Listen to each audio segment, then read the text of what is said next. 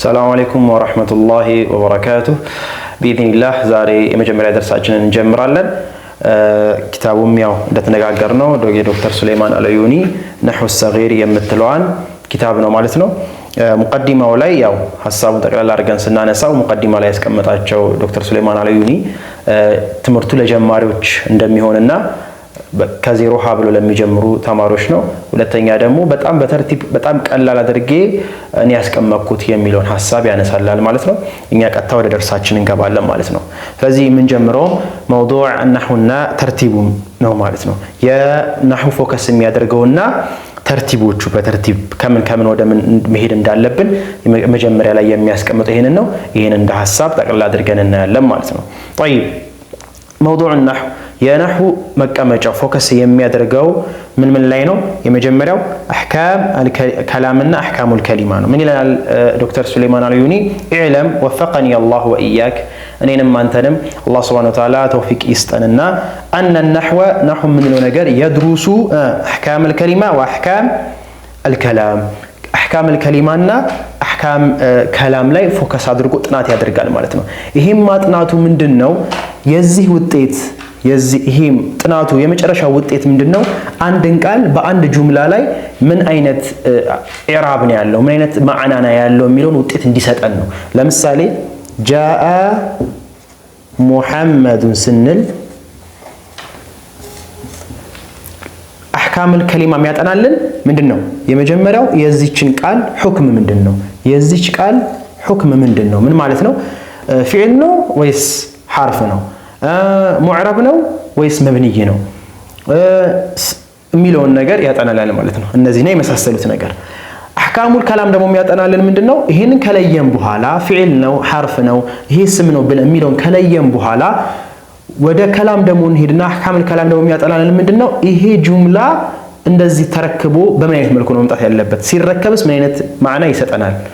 እንደዚህ አይነት በምን አይነት መልኩ ነው ማራከብ ያለበት? ተርኪብ ከተደረገ በኋላ ደግሞ ኢዕራቡ ምን ይመስላል? ለምሳሌ ጃአ ምንድነው? መብንይ ነው ብለን እዚህ ጋር መጀመሪያ ከሊማ ላይ አስቀምጠን ከሆነ ሙሐመድ ደግሞ ሙዕረብ ነው ብለን አስቀምጠን ከሆነ ኢዕራብስ እንዴት ነው የምናደርገው? የመጨረሻው ሐል በዚህ ጁምላ ላይ ሙዕረብ ነው ካልነው ይሄን ሙሐመድ ለምሳሌ ሙሐመድ የሚለውን ቃል ለምሳሌ በአህካም الكلمه ሙዕረብ ነው አለ ሙዕረብ ነው ካልነው በኋላ ከላም ላይ ሲመጣ ከላም ላይ ተረክቦ ሲመጣ ኢዕራብነቱ እንዴት ነው? ለምሳሌ ضማ ነው የሚሆነው ወይ ዓላማው ምንድነው? የመጨረሻው ሐለትስ በምን አይነት መልኩ ነው የሚቀያየረው የሚለውን ደግሞ አህካም الكلام እዛ ጁምላ ላይ የገባ ጥናት ያደርግልናል ማለት ነው። ስለዚህ አጠቃላይ ነው የሚያጠናው የአንድ ቃል የመጨረሻ ሐላቸው በምን አይነት መልኩ ነው የሚሆነው። ያንን ሐል ግን ለማወቅ የአህካም الكلمه እና የአህካም الكلام ሁለቱን አንድ ላይ መማር ጥናት ማድረግ ያስፈልጋል ማለት ነው። ስለዚህ ይሄንን በዚህ መልኩ ኢዘን አህካም الكلام ላይ ስንት ነገሮች እንማራለን? 3 ነገሮች እንማራለን ማለት ነው። የመጀመሪያው አንዋዕ ከሊማ የመጀመሪያው አህካም الكلمه ላይ የምንማረው ምንድነው?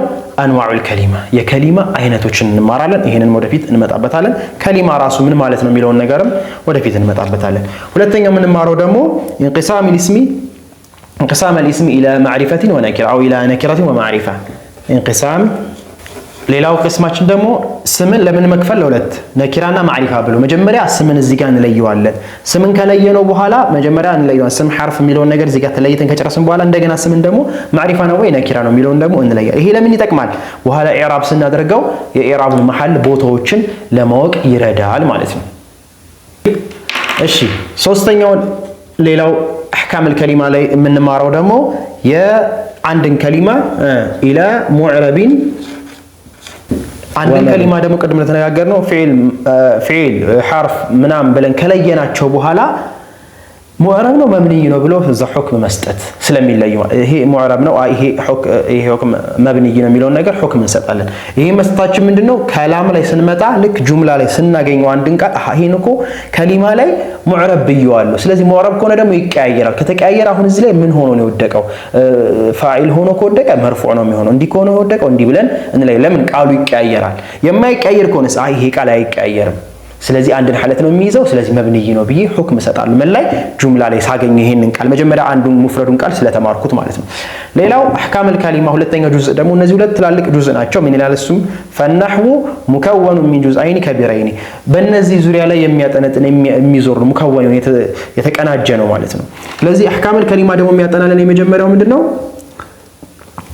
الجمله الفعليه እና الجمله الاسميه ነው የሚያጠናልን ማለት ነው እነዚህ ሁለቱም በዋናነት ከላም ያጠናናል ስለዚህ ይሄንን ተርኪቦቹን እነዚህ ነገሮች ካወቅን በኋላ ይሄ በፊዕልያና በእስምያ ተርኪብ ይሆናል ጁምላ አንድ አረፍተ ነገር ይመሰረትበታል ጁምላ ማለት አረፍተ ነገር ማለት ነው አረፍተ ነገር ይመሰረትበታል በማ እነዚህን ካወቅን በኋላ በእነዚህ እንዴት አረፍተ ነገር ምን መሰረተው ከመሰረትን በኋላስ ሁክሙ እንዴት ነው የሚሆነው መርፉዕ ነው መጅሩር ነው መንሱብ ነው ወይስ መብንይ ነው የሚለውን ደግሞ እዚሁ ጋር እናያለን መብንይነቱን እያዳዱ ቃል ከለየን በኋላ ልክ ጁምላ ላይ ሲገቡ ደግሞ እያንዳንዱን በጁምላ ያላቸውን ሁኔታ እንለያለን ማለት ነው طيب ከዚህ ቀጥሎ ደግሞ የምንማረው እነዚህን ጁምላዎች የሚሞላ ወይም ደግሞ ተጨማሪ ማዕና የሚሰጥልን ትምህርቶች ደግሞ እነዚህ ጁምላዎች አረፍተ ነገር ከሰራን በኋላ ዋና አረፍተ ነገሮች እነዚህ ናቸው ከነዚህ ተጨማሪ መፍዑል ቢሂ ለምሳሌ ዘርፍ መፍዑል ቢሂ ጃር መጅሩር ምን ላቸው ነገሮች ማለት ነው እነሱን እንማራለን እነሱ ሙከሚላት ይባላሉ ሶስተኛው ምንድነው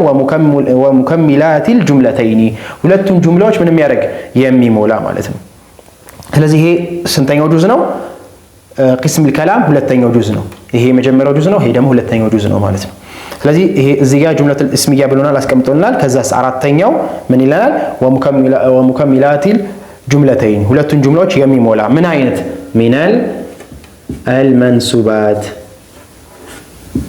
መንሱባት ወመጅሩራት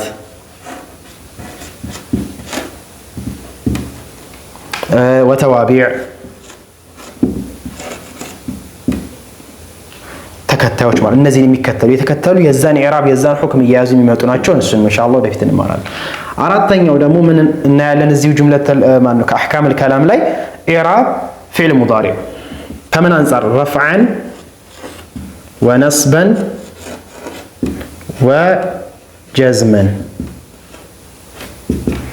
ከነዚህ ከሶስቱ አንፃር ፊዕል ሙዳሪን ደግሞ ለብቻ እንደገና እንለያለን ማለት ነው طيب እንዳጠቃላይ ስናየው የዶክተር ሱሌማን አልዩኒ ሐሳብ ምንድነው ነህው የሚያጠናው የመጨረሻ ቃላቶችን ሐለት ነው ሐለት ማለት ረፍዕ ነስብ ነው ጀር ነው ወይስ መብንይ ነው ወይስ ሙዕረብ ነው የሚለውን ነገር የሚያጠናው ያንን ሲያጠና በዛው ነው ማዕናውን የምናውቀው ረፍዕ ከሆነ መሐሉ ምን ሊሆን ነው ፋዒል ነው ወይ መፍዑል ቢሂ ነው ወይ መንሱብ ነው ወይ የሚለውን ነገር አጠቃላይ የሚያጠና ነው ይሄን ግን በመናጠና ሰዓት ከሁለቱ አንወጣም ማለት ነው ወይ ከሊማ ውስጥ ነው እያጠናን ያለ ነው የተወሰነው ወይ ደግሞ ከላም ውስጥ ነው እያጠናን አንዱን ስለ ከሊማ ካወቅን በኋላ ነው ስለ ከላም ህጎች ማወቅ የምንችለው ማለት ነው ከላም ላይ ሲመጣ ወይም አረፍተ ነገር ላይ ይሄ አንድ ነጠላውን ቃል ካወቅ ነው ልክ አረፍተ ነገር ላይ ሲመጣ ኦኬ ይሄ ቃል እኮ እንደዚህ ተበለናል ስለዚህ ይሄ ቃል በእንደዚህ አይነት ሁክም እናውቀዋለን አንድ ሁለተኛ እዛው ከላም ላይ ደግሞ ምናቃቸዋለን መጀመሪያ ከከሊማ ይዘን እንመጣዋለን ምንመጣው ነገር አለ እዛው ደግሞ ከሊማ ላይ የምናቀው አለ ማለት ነው ስለዚህ በእንደዚህ አይነት መልኩ ነው ተርቲቡን ያስቀመጠው ይሄን በማወቃችን ምንድነው